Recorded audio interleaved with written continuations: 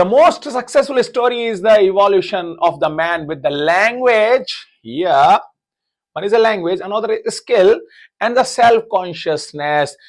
तीन करेक्टर आए भाई हमारे में। पहला है लैंग्वेज। लैंग्वेज कौन लाया? ब्रेन। ब्रेन में कौन लाया? फ्रंटल नहीं, टेम्पोरल लोब का करेक्टर था लैंग्वेज। वर्निकेज एरिया ब्रो, जो वर्निकेज एरिया ना, स्पेशली लैंग्वेज कॉम्प्रिहेंशन का, तो लैंग्वेज आया ब्रेन में टेम्पोरल लोब के थ्रू। स्किल्स आ गई। स्किल्स आना कौन लाता है भाई? स्किल्ड होना। स्किल्ड ब्रेन कौन सा होता है? जिसे अपन कहते हैं सेरिबेलम, यानी ब्रेन का हाइंड ब्रेन का part. Self consciousness, association area का करेक्टर। ये तीनों करेक्टर हमें साथ साथ आए। साथ साथ आने को क्या? पैरेलल। ये parallel word do you know कहां से आया है मेरा बेटा? ये समरी पढ़ोगे ना तब मिलेगा, अदरवाइज आप ये सोचोगे अरे सर ये तो हमारे एनसीईआरटी में है ही नहीं। समरी बराबर पढ़नी है। Summary is bit different from the main content है, तो पैरेलल। अब ये सेल्फ कॉन्शियसनेस का करेक्टर गया होमोसेपियन सेपियन में, और ये स्किल वाला करेक्टर गया क्रो-मैग्नन में, और ये लैंग्वेज का करेक्टर निएंडरथल। निएंडरथल जर्मनी में डेवलप हो रहा था, क्रो-मैग्नन फ्रांस में डेवलप हो रहा था, होमोसेपियन सेपियन एशियाटिक रीजन में, इंडोनेशिया चाइना के आसपास डेवलप हो रहा था, सेंट्रल एशिया में डेवलप हो रहा था। कौन? Homo sapien sapien. तो ये तीनों साथ साथ हो रहे थे, तो इसे बोला parallel. Divergent something different. Adaptive radiation के रिजल्ट से डाइवर्जेंट इवोल्यूशन होता है। दो एडेप्टिव रेडिएशन इंडिविजुअल होते हैं, आइसोलेटेड ज्योग्राफिकल एरिया में होते हैं, रिप्रेजेंट करते हैं आई मीन द अलग अलग हैबिटेट को, उसे कहते हैं कन्वर्जेंट। और एडेप्टिव रेडिएशन तो क्या था? एक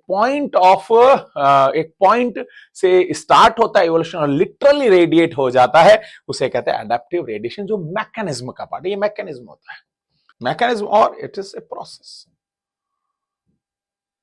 जिसके रिजल्ट से होता है डाइवर्जेंट इवोल्यूशन। गॉट इट मेरा बेटा? Which statement are correctly only correct only? अब ये मैंने क्वेश्चन कहां से लिए? मैंने क्वेश्चन लिया जो एनसीईआरटी में पीछे क्वेश्चंस दिए हैं ना, सब्जेक्टिव, उसी की एक लाइन ली है। Can we say human evolution is adaptive radiation? नहीं, एडेप्टिव रेडिएशन एक से बहुत सारे ऑर्गेनिज्म डेवलप होते हैं, उसे कहते हैं एडेप्टिव रेडिएशन। का एग्जांपल अपन ने प्लासेंटल मैमल लिया था, का एग्जांपल अपन ने मार्सुपियल मैमल लिया था, का एग्जांपल अपन ने डार्विन की फिंच लिया था, तो एडेप्टिव रेडिएशन है। Can we say human evolution is a branching descent? Branching descent मतलब स्लोली, ग्रेजुअली, सीक्वेंशियली एक ही स्पीशीज आगे चलकर ट्रांसफॉर्म हो जाए। जैसे इयोइपस से मीजोइपस, मीजोइपस से मैरिचोइपस, मैरिचोइपस से प्लायोइपस, प्लायोइपस से इक्वस का। ये क्या है? ये है ब्रांचिंग डिसेंट।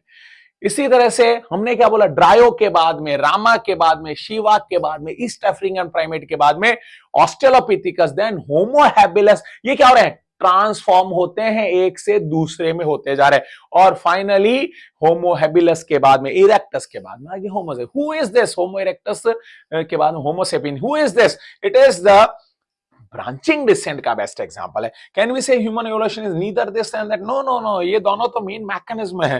तो या तो एडेप्टिव रेडिएशन होता है या ब्रांचिंग डिसेंट होता है, तो ये ब्रांचिंग डिसेंट है। Can we say human evolution both adaptive और बोथ तो हो नहीं सकता है, या तो ये होगा या ये, तो उसमें क्या हो रहा है?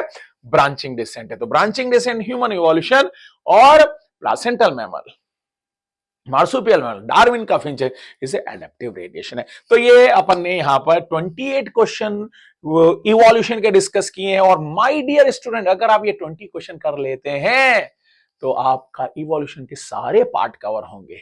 All the best.